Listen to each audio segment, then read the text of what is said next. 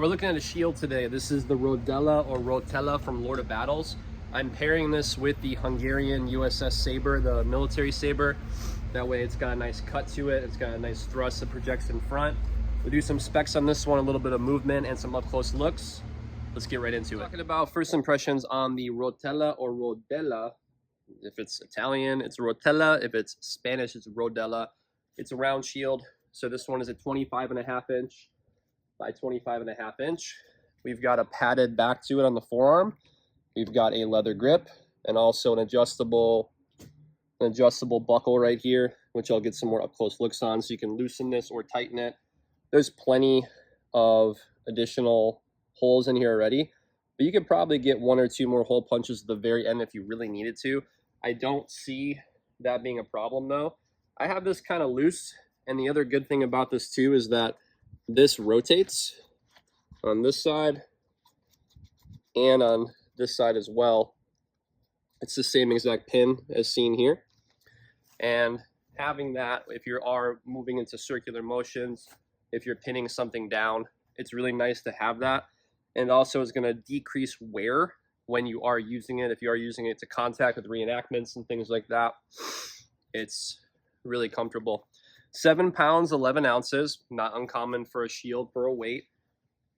Easy to move around once you get used to, you know, the grip.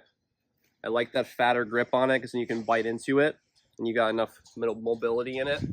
And I usually like to pair this one with something like a side sword or some type of saber. This is the Hungarian military saber from USS. I've done a full review on it. You can check it out on the YouTube channel. But I like having that because it projects a little bit more forward ahead of the shield, so that when you are using this with sword and shield, that cut is directly in front of it. Whether you are going on this 2, which is going to be signature of sword and shield, doesn't matter what style it is, you're going to use that, because going into large forehands is not exactly going to work unless you open up the shield. But obviously low thrust to high thrust, even if we're on the side here, low thrust into high thrust, you can see how much coverage you have. So used by the Italians, used by the Spanish, you know, virtually every culture has used some sort of round shield. I like that this isn't so big that I feel like it's gonna bump into my hip. I can keep it in position and still really get cuts off and gets thrust off, no problem. So that's my first impressions on it. Let's do some up close looks of this one for the front of it and also the back of it. Lord of Battles is the one that's making this. The dimensions on the shield are going to be 25.5 inches by 25.5 inches. Weight is 7 pounds 11 ounces, 16 gauge steel. The steel that is used is mild steel, and then you have brass tacks that are keeping the leather together on that.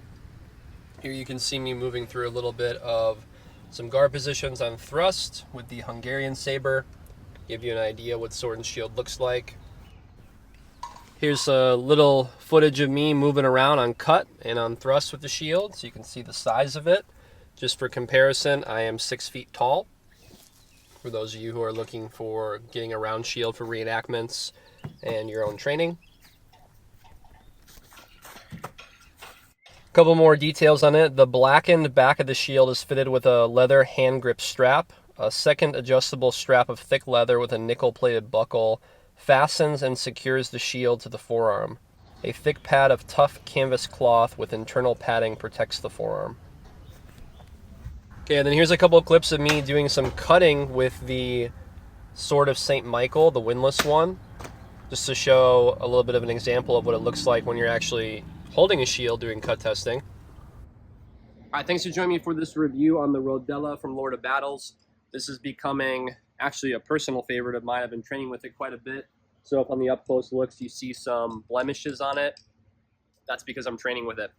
To pick this one up, click the link in the description below this video to pick this one up today at cultofathena.com.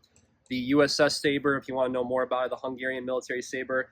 This one's also available at cultofathena.com. There's a full review on it, also linked in the description below this video. Make sure to subscribe to the channel, follow us on TikTok and on Instagram. I'm your host, Tom, for Kult of Athena's YouTube channel, and I'll see you in the next one.